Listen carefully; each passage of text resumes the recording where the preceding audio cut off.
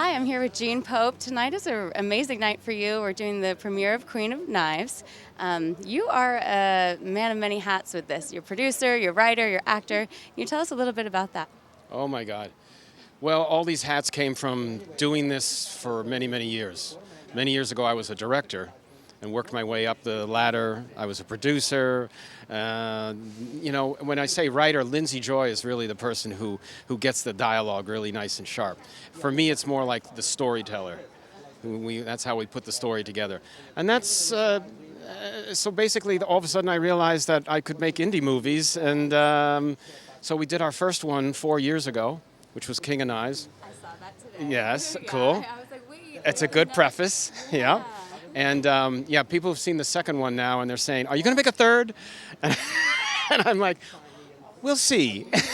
Like, I just finished the second one. Give me a little bit of a break, right? Yeah. It's a big effort, you know. It's a huge effort. It took basically the time from writing and shooting and post-production. Each film took like about 3 years. Oh, wow. Yeah. That's a big chunk of your time.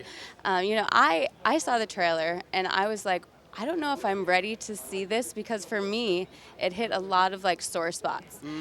And so do you know how much of a sore spot that you actually can hit with this film? I do, because I went through not exactly what happened in the film, but I did go through my own midlife crisis. And Lindsay Joy, she knew about her father who went through a midlife crisis, and so together, between the two of us, we simply based the story on that angst that goes on, but turned some comedy into it, because it's kind of like when you go through the other side, when you pop out the other side of that, and you look back at it, and you go, what was I thinking? And you giggle. And that's basically what this movie does, is that it shows the reality of what happens, and some of it is serious, but at the same time, it's like the humor of life comes out, and it always prevails, always. Yeah, I did see a lot of that, because I liked how you reeled it back in the parts when you're sitting on the bench and you're talking to your friend, and you got to take that moment to decompress. I honestly, I haven't seen a good family drama like that where I was personally on the edge of my seat. So thank you for producing something that's really wonderful like that. What are you expecting or hoping for your audience to also get out of this? What I'm seeing the audience get out of it which is thrilling me, is every time I sit in the theater and watch the whole crowd, different people laugh at different times. So it's very personal to a bunch of people in different ways. And I think it's a wonderful way to tell a story in such a way that it's like these older people, they are cracking up at a part that I didn't think they might laugh at, but they are, because it's life. It's life. And if I may, my inspiration for this was a director that I loved when I was younger, which was Robert Altman. Why? Because he would do what looked like a comedy, and then he would twist it. And he was constantly twisting it. But he was always making a parody of life. And sometimes it was the wealthy people, and he would make parodies of them, but it was real. It was like, just one step away from the reality of what was happening. But then he would pop you with something to surprise you, and I loved that, and I wanted to bring that back. I felt that a lot, because there was a few moments when the daughter, she's talking about her job, and when that happens, I'm just listening and watching, and then all of a sudden I'm like, oh my God, wait, that happened too? So there was I don't know how many you can count, but there was a lot of surprise moments for me as a viewer watching it, and I absolutely adored it. What was it like working with Mel Harris? Well, the interesting thing is that when I was casting, I was there for casting. I stay in casting all the time for all the original casting, before the callbacks. And so I'm looking at that day's, seeing if I recognize anybody, and it's like, Mel Harris is coming? Mel Harris is coming? Yeah, she wants to be. She read the script. She loves it. I went, okay. And the bottom line. So then when we got to the callbacks, and it was like between two people, and she came in, so out of courtesy, I got up and said to her, "Hi, Mel, I'm Frank." And she goes, "Oh, I know everything about you. I looked you up." And so anyway, she's a pleasure to work with. She's kind, she's generous with her spirit, and she's, of course, extraordinarily talented.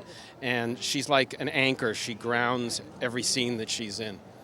That's great. I can actually feel that because it's very believable. All of your characters were very believable, and the chemistry, like you really did feel like you were a family watching it, for me anyway. And I'm sure that a lot of people get that as well. What was it like when you guys arrived on set, day after day working on this? Well, for the second film, first film we had rehearsal. We had a week of rehearsal. This film, because of COVID protocols, we couldn't afford the week of rehearsal. So everybody that came on set had to have their character fully formed when they walked on the set.